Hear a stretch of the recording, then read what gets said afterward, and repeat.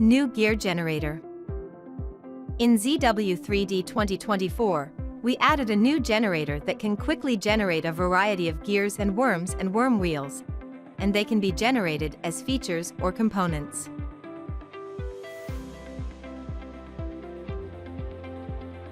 Take the external meshing gears as an example.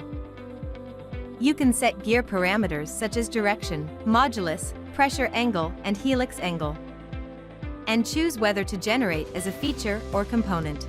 Switch to component here. Choose whether to generate a single or double gear. Check Gear 2 here to generate a double gear. And set the tooth number, modification coefficient, and tooth face width. Then you can see the gear mechanism generated. Meanwhile, the gear node generated can be seen in the assembly management.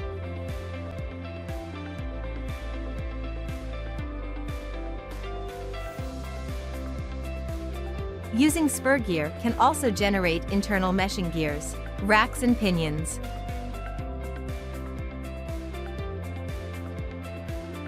This is a bevel gear. The required mechanism can be generated using the worm and worm wheel generator. In the dialog box, set the result type as component. Set the insertion point, direction, modulus, pressure angle, and other parameters. Set the worm type as ZA or ZC. And set the number of head, worm length, reference circle, etc. Check Create Worm Wheel to generate a worm wheel. Set the tooth number, modification coefficient, and face width of worm wheel. After that, the worm and worm wheel mechanism is generated, and the corresponding node is generated in the assembly management.